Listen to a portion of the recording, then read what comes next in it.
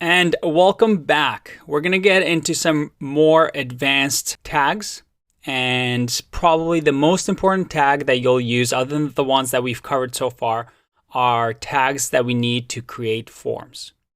As you know, when you go to websites, usually there's some sort of a login or registration form, so we're going to build that out today. To get started, let's just create a new file here. We'll save it and call it register.html on our desktop. Perfect. And we know that we want an HTML, so we use our little shortcut and we'll title it register, save that. And now in the index.html file, let's add another link that references register.html, and it'll just say here register. All right, we'll save both of these files and let's refresh. We have register. Click register. Well, we have nothing yet, but it looks like it's working. Let's add this on a new line just because it looks prettier that way. So to do that, if you remember, we're going to add a break tag. So let's refresh. There you go. We have new page and register. Okay, so let's build out this form. If we go into register.html, the way we write forms in HTML, well, conveniently, there's a form tag. Okay, but this form tag itself, it needs to have the actual form inside of it. So what kind of form elements do we have? Well, again, if we remember our good old friend W3C, let's type in forms. And we can see over here that we have HTML forms. And refresh, we'll make that full screen, and you can see over here that there's a ton of information on it, but you can look that up yourself. For now, I'm going to introduce you to the most common ones, probably the ones that you'll use 90% of the time. The first one, as we do with any form, and let's go to that page for now, is, well, we want to enter our name.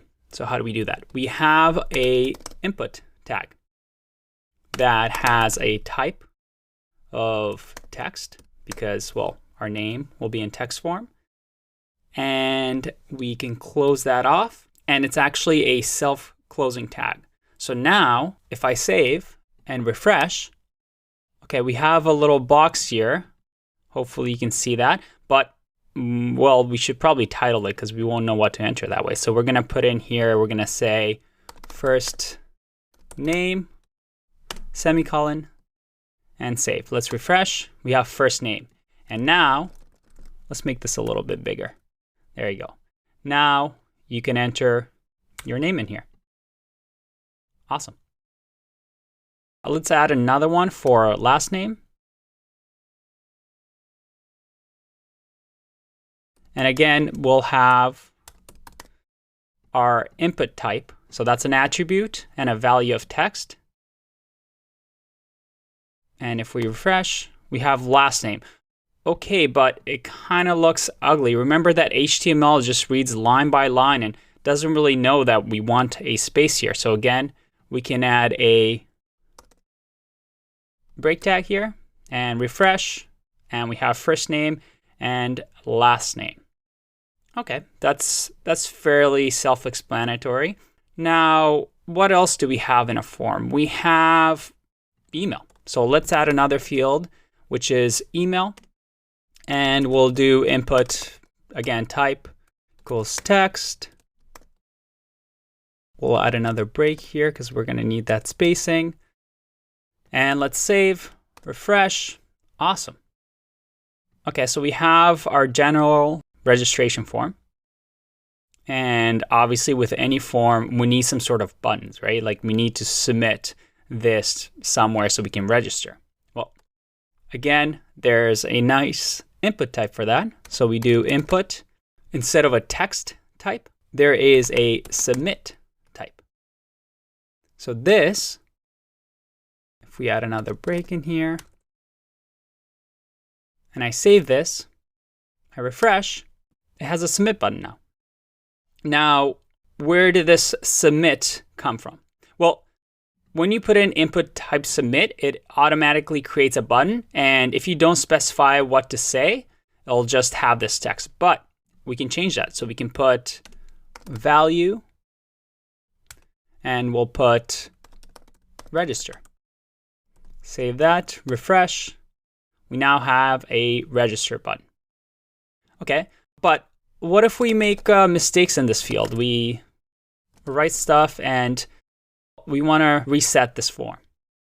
Again, there's another input for that.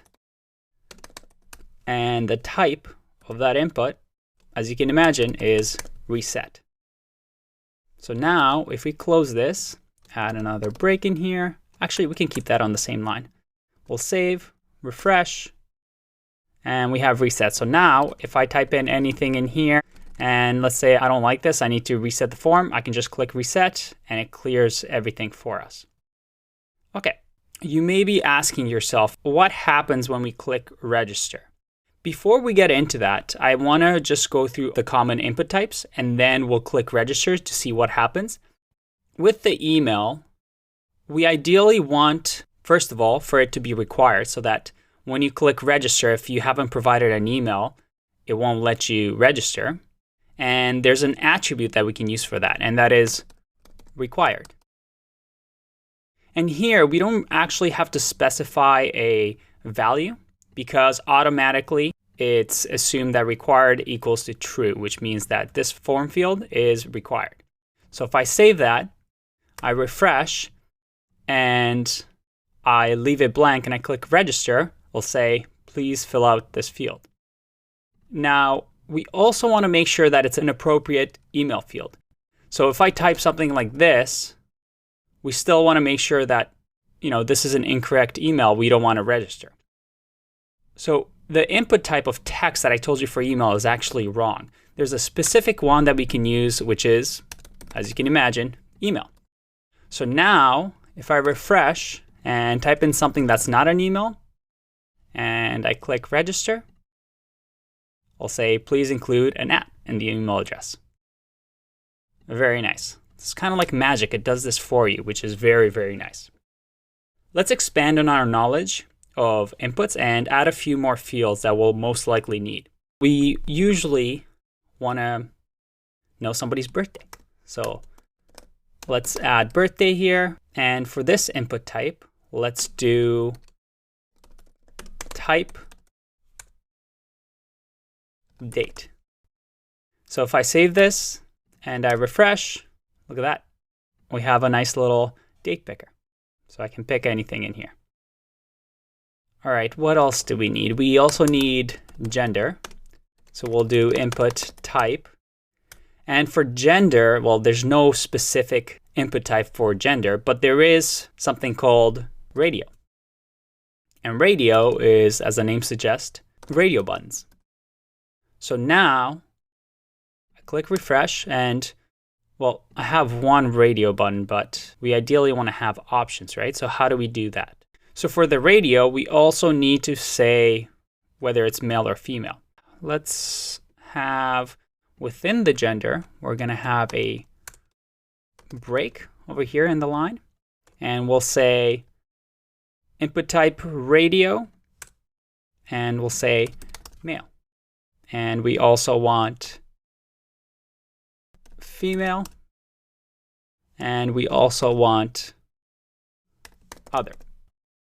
And when we refresh this, we have male, female, and other. But you see a problem here. I just click the radio buttons and I can't deselect them. And ideally, you should only be able to select one. And right now, the way the radio buttons are, they don't know of each other's existence. We want to make sure that they know that they're connected. They're family and only one of them can be picked. So how do we do that? The way we do that is through the name attribute. So for the name, we'll say gender. And this name attribute needs to match on all the radio buttons so that they know they are together. They're part of the gender input field. So if I save here and refresh, now you can see that I can only select one. Perfect. What else should we have? Well, let's say I really want to know if you have pets. So with pets, we're going to have input type. Well, you can have multiple pets, so it won't be radio buttons. We want checkbox. So checkbox, we want it to have cats, or let's just put cat. And we want to have can't type today. Checkbox. And we want to have dogs. So let's save that. Let's refresh. And look at that. We have pets, but this time it's checkboxes, which means I can select multiple.